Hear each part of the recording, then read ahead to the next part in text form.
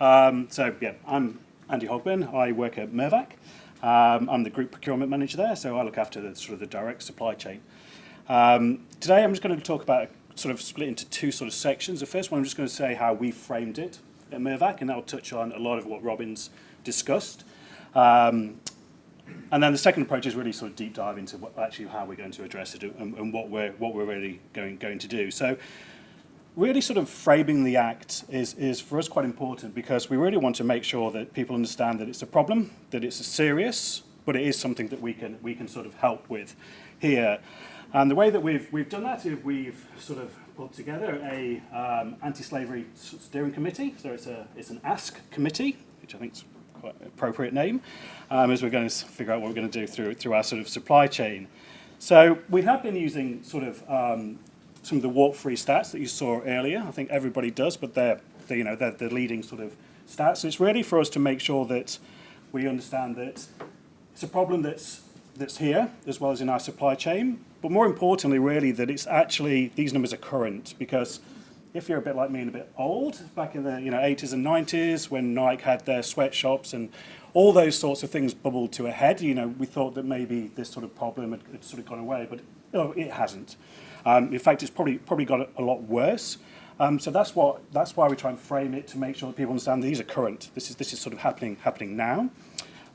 Also, the fact that it's serious, and again, people have touched on this as well, but it is really bad. It does affect people's lives. And I always talk around the fact that, about the debt bondage and those other areas that people might not associate with modern slavery, especially since they're areas that are growing and probably happening here in Australia as well. And I also touch on why it's so prevalent here in Australia, and why Australia put the Act in place is because, fortunately, our neighbours on best at this. In fact, as we saw previously, Africa is pretty much the only other sort of set of group of countries that is worse than us. We're only rated as CCC, and we have all those four sort of major contributing factors right here and within our supply chain. So that's the bit that I always sort of try and frame, especially with our sort of senior leaders, to make sure that they understand what's going on. I also like to make sure that they understand this is a part of our journey. Again, people have touched on this. We are a signatory to the United Nations Global Compact. So we've been looking at this for quite a while, and we do have a lot of things already in place that we should really sort of build on.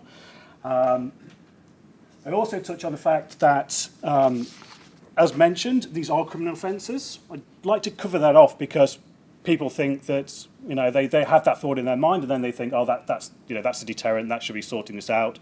We know that it isn't a deterrent, and it's not really getting to the root cause of the problems. And I also sort of make sure that people understand when I'm looking at this around that human aspect, that people in these situations, it is difficult for them to get out of. There's a huge set of sort of consequences of them coming forward to speak up. So you've got to be mindful in that when you're trying to put something in place that isn't just a set of procedures, as sort of mentioned as well. You've got to think of how people are going to be able to do it. And again, as mentioned, always make sure that people understand that it is the board that is going to be signing this off at the end of the day. It is those it's sort of that high level that needs to understand what they're doing. Fortunately, we're at Mirvac, we have that ethos, and Sam has already mentioned, Sam's one of our board directors, has already mentioned, sort of our commitment, and the fact is, if we're standing by trying to build communities as Mirvac, that this is really key to our sort of our brand and who we are. Okay, so that's how I sort of frame it, and I do that every time to make sure people really do understand what the problem is, as I said, and that it's serious and that it's here and now. So the way that we're addressing this is, we've had a lot of conversations. I think Supply Chain School, PCA, ISCA, but they've all been really useful, because everybody's brought a different sort of slant on what you should be looking at, because for me, I had to sort of make sure that we tailored something that fits with a project-based business that has, a huge supply chain, but also sort of, has the sites move all the time. So we've got to keep in mind that's the sort of this framework is based on that. So really, the 2-year plan has these 3 aims. We want to understand and assess its existence and how that impacts the people within that supply chain. and our operations. We want to design and connect policies that make it difficult for it to occur. And we want to be able to respond accordingly and get a positive outcome. So that's how we make sure we treat our victims, and everybody is aware of sort of what it is through education and training. So there's sort of three aims. To put those in place, again, as mentioned, we've got a governance sort of model, three-part governance model, standard governance model, and it has been mentioned previously as well. Start at the top, get an ELT sort of sponsorship. So we went with the ELT, having had all these conversations, to make sure that they really understood what we're talking about, what we want them to do. And really, they were just going to sponsor it and make sure that they were okay to put in place the Anti-Slavery Steering Committee, the ASCA committee. And really, sort of that committee has got, the heads of procurement, sustainability, our culture and reputation, legal, just trying to think of the list here, all of our operations from our retail, our resi, our FM teams. So it's got quite a sort of that top level of management committee, because they're really here to sort of make sure that we get the direction and we get the buy-in through the business. And what they're going to sort of manage is the last part, the part 3, is the governance sort of framework. The governance framework, again, has been picked up from all the conversations that we've had with everybody. And this is what we're looking at as the principles around how we are going to address it, because it's a bit of a jigsaw puzzle, and to make it difficult for it to occur, everybody has their sort of part to play. So this is trying to make sure that we're not just kind of ticking a box in a procedure somewhere. If we look at these sorts of things, really, so the leadership is all around defining the risk. Sort of what is our appetite? What's our goals? How far do we want to go? What are we expecting good to look like at the end of this? The legal and compliance policies, clauses, got to get that sort of stuff in our in our contracts. We've got to make sure that everybody's knows what we want to do. It's got to be there. Operations is sort of probably the key bit. Well, this is all around how do we assess risk, and how do we give people sort of information that allows them to balance that risk. And I'll come back to that in a little bit, because a lot of what we're looking at with the supply chain analysis sort of helps sort of influence the procedures within there. HR's all about recruiting policies, making sure that they can give advice to our subcontractors around their recruiting policies, make sure that's all embedded. Competency and capability is training, so that's internal training for, we're trying to do everybody.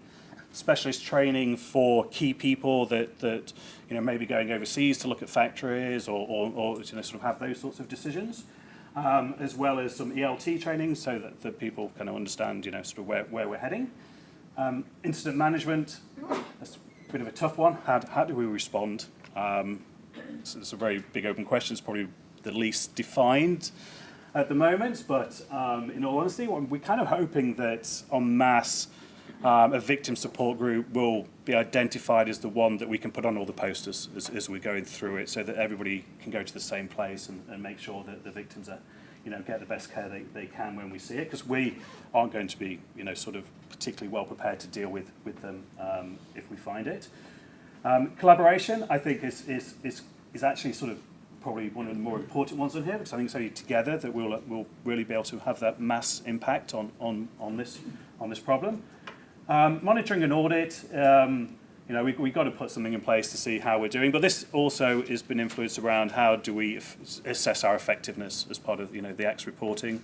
I think that's a good sort of thing to always have in your head. Why are you doing something? What are you expecting to get out of it? And if you're expecting to change behaviours, how are you going to measure changing behaviours? Because it's always a little bit difficult. That is. So I think again that's the effectiveness part of the Act is key. And then how does all that sort of fit in to the Act? So there are sort of key principles. That is its success. Their success, we really think that will be around sort of giving the business and embedding this with everybody, and sort of identifying high-risk factors. I'll be very, very quick then, because there are just a couple of slides. Supply chain mapping, definitely do it. It gives you a really good idea of where you're going, where you're heading. as you can see here, if we use the cause, contribute, and directly linked, but it easily identifies, you know, sort of joinery and labour hire as ones to go for. We've also done a different sort of risk map, which is looking at how we use literature evidence and risk intensity to come up with another view of our supply chain, specifically trying to highlight areas for concern here in Australia. So the first one was materials. This is much more around subcontracting and labour practices, which leads us on to where we see our direct risks and which countries we see our risks in. Again, sort of, you know, sort of do the work. It's not that difficult these days, actually, to find this out. Just ask the question, send a lot of emails. And the last sort of thing, and this is what it looks like for us. And I'd only say one thing on this: it's exactly the same as our health and safety governance model. So everybody knows then when they see this what it is, that it's got, you know, the group level set of activities that's passed through to make sure we've got business units knowing what to do, how we're going to attack our supply chain, and the measurements at the bottom. All comes from the principles, and it's this which we're now getting working groups on to develop and make sure that it's embedded within our business.